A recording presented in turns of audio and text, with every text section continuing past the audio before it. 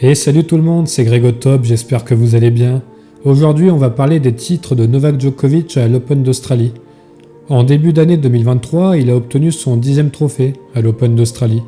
La décima, comme certains disent. Mais quels sont ses titres les plus beaux? Quels sont les plus marquants? Quels sont les plus légendaires? Quoi de mieux pour y répondre qu'un top 10? Voici donc mon top 10 des titres de Novak Djokovic à l'Open d'Australie. Si la vidéo te plaît, n'hésite pas à lâcher un pouce bleu, à donner ton avis en commentaire, ainsi qu'à la partager. Et abonne-toi, on est bientôt 350. Sur ce, bon visionnage. En 10e position, et ça va surprendre certains, mais je place la finale de 2019, c'est-à-dire la finale entre Novak Djokovic et Rafael Nadal. Certains vont me dire que mettre une finale entre ces deux légendes en 10e position d'un top 10, c'est honteux. Et vous auriez probablement raison. Sauf que là, on parle du top 10 des titres de Djokovic en Australie. Et je suis désolé, mais cette finale est la plus nulle. Pourquoi cette finale est mauvaise? Je dirais qu'il y a deux facteurs à cette nullité. Un Djokovic imprenable et un Nadal absent. Pour moi, le Djokovic de la finale de l'Open d'Australie 2019 est peut-être le plus grand Djokovic qu'on ait vu en Australie. Lors de cette finale, il n'a quasi rien raté. Il a joué parfaitement juste, et je dirais même qu'il a piétiné Nadal, qui lui, malheureusement, n'a pas su répondre. Et c'est plutôt étonnant car généralement entre les deux, on a toujours le droit à des grands matchs. Et on peut pas dire que c'est à cause de leur demi-finale, puisque les deux ont atomisé leur adversaire. Juste Djokovic sur dur, en Australie, c'est comme Nadal sur terre battue à Roland-Garros. Et pourtant Nadal jouait plutôt pas mal. C'est juste Djokovic qui était à un niveau stratosphérique.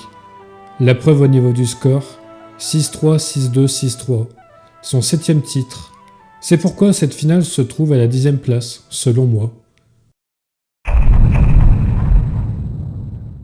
En 9e position, la finale de 2021, contre Daniil Medvedev. Comme la finale de 2019, c'est une finale plutôt mauvaise.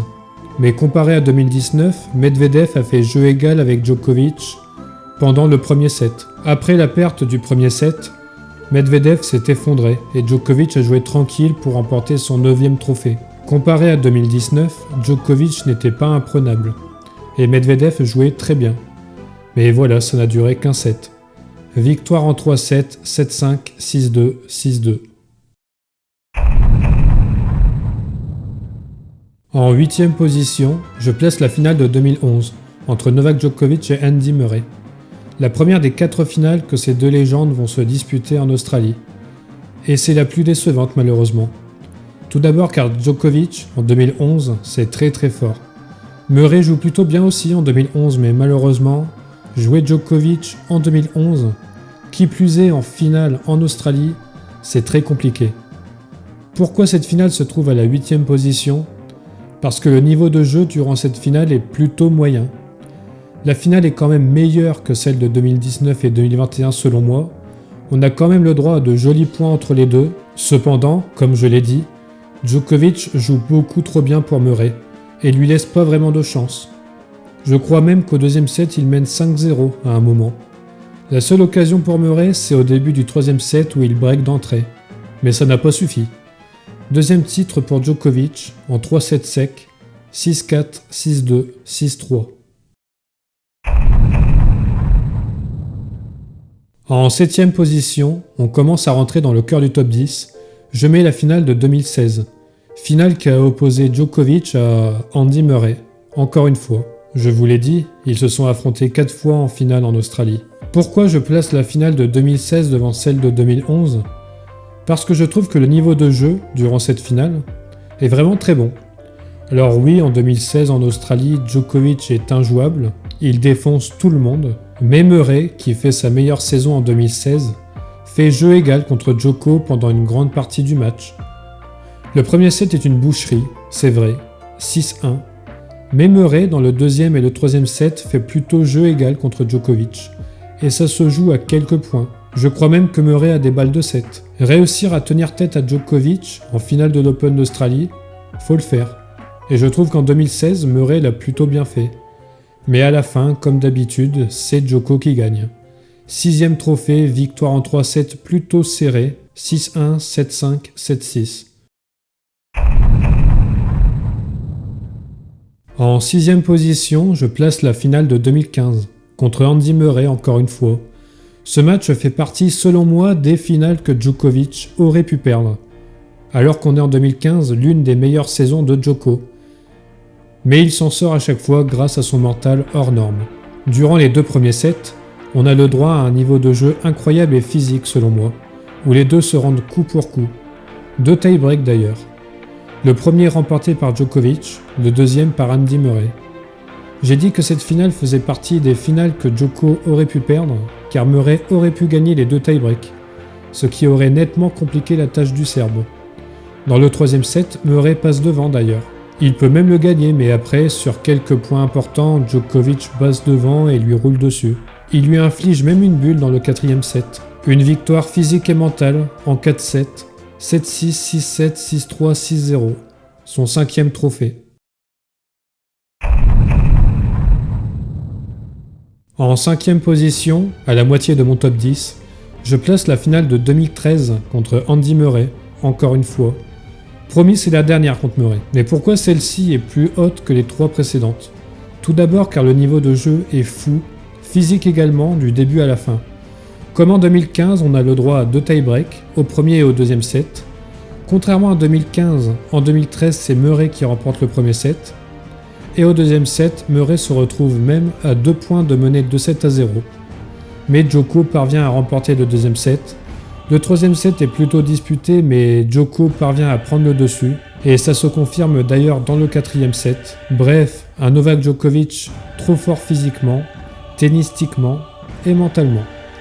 Victoire en 4-7, 6-7, 7-6, 6-3, 6-2, son 4e titre. En 4e position, je place la finale de 2023, le 10e trophée de Djokovic contre Tsitsipas.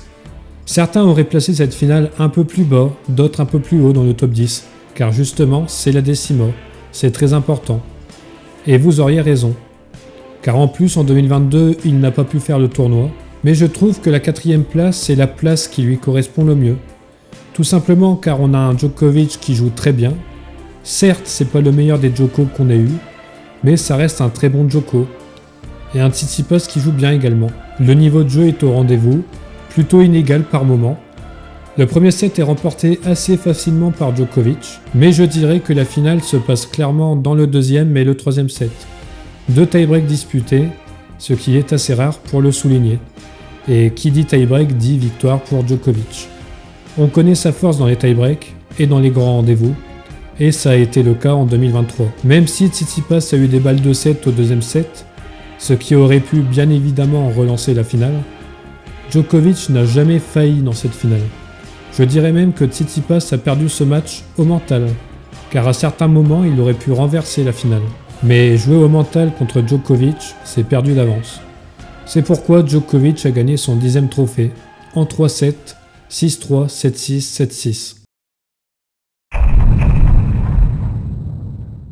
En 3e position, on parlait de symbolique juste avant, sur le podium des finales de Novak Djokovic à l'Open d'Australie, je place celle de 2008 contre Tsonga, qui est très importante, plus que celle de 2023 selon moi.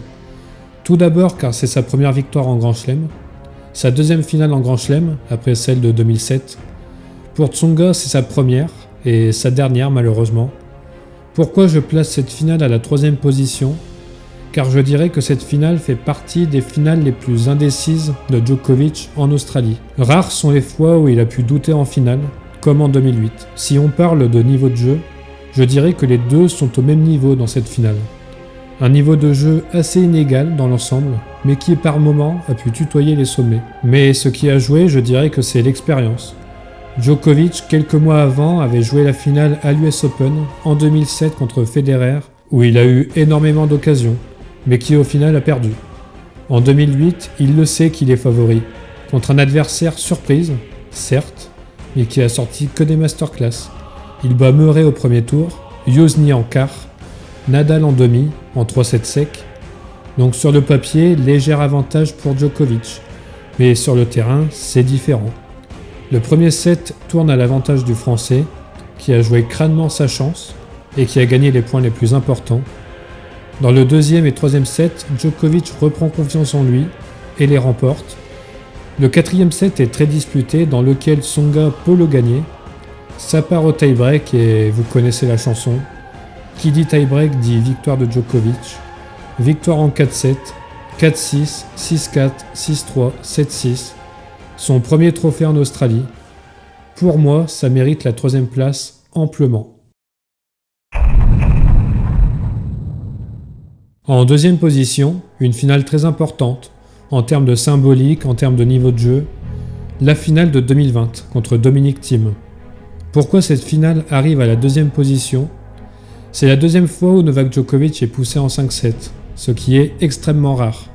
Si on parle du niveau de jeu, certes il est assez inégal par moment, mais dans l'ensemble, on a le droit à une finale juste stratosphérique, où Thiem cause énormément de problèmes à Djoko. Le Serbe remporte le premier set, puis le deuxième est remporté par Thiem, mais également le troisième.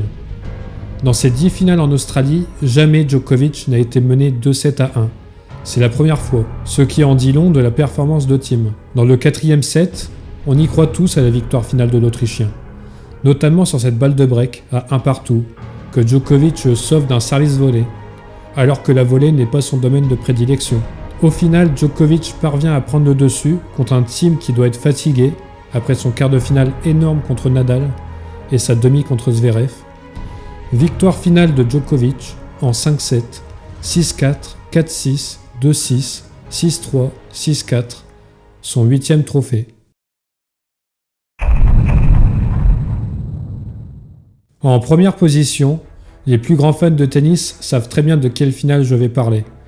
Celle de 2012 contre Nadal, qui n'a évidemment rien à voir à celle de 2019. Est-ce que je dois vraiment expliquer pourquoi cette finale arrive tout en haut du top 10 ? Du premier au dernier point, je crois que je n'ai jamais vu un tel niveau de jeu. Je dirais même que Nadal était peut-être à son prime sur dur. Cette finale est exceptionnelle à tous les niveaux. Un match en 5-7 qui dure 5h53, interrompu par la pluie, ce qui rajoute davantage de dramaturgie. Un niveau de jeu incroyable du début à la fin, des points de fou furieux. Bref, l'une des plus grandes finales de tous les temps.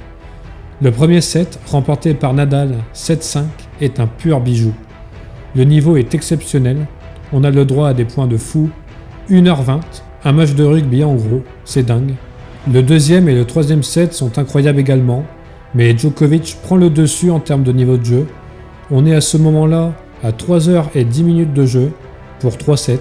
Le quatrième set est pour moi l'un des plus beaux sets de l'histoire du tennis. À 4-3 pour Djokovic, ce dernier s'octroie 3 balles de break qui lui permettraient de servir pour la victoire finale. Mais Nadal les sauve et revient à 4 partout. À ce moment-là, la pluie arrive. On est à un niveau de dramaturgie incroyable. On arrive au tie-break où Djokovic mène 5-3. Nadal gagne les 4 derniers points et remporte le quatrième set. Il célèbre le gain du quatrième set comme s'il avait remporté la finale, alors que non, il reste encore un set à disputer. Nous sommes à plus de 4h30 de jeu. Le cinquième set est incroyable, irrespirable. Les deux joueurs puisent dans leurs dernières ressources, mais arrivent à sortir des points de dingue. Nadal break Djokovic et mène 4-2. Jamais Djokovic n'a été aussi proche d'une défaite en finale en Australie. À 30-15, sur une balle facile, Nadal commet une erreur qui lui sera fatale. Djokovic débreak. À 5-5, Djokovic break Nadal et sert pour le match. À 6-5, Nadal a une balle de break pour revenir à 6-6, mais Djoko la sauve d'un énorme revers. Derrière, il obtient une balle de titre et remporte sa plus belle finale. 5h53 de pur plaisir en 5-7, 5-7, 6-4, 6-2, 6-7, 7-5. Son 3e trophée. Et vous, quel est votre top 10 ? Êtes-vous d'accord avec le mien ? N'hésitez pas à le dire en commentaire. Est-ce que Djokovic peut remporter un 11e trophée en Australie en 2024 ? Nous le saurons d'ici quelques jours. En tout cas, si la vidéo vous a plu, n'hésitez pas à lâcher un like, à la partager et à commenter bien évidemment. Et on se dit à bientôt pour de nouvelles vidéos. Allez, salut!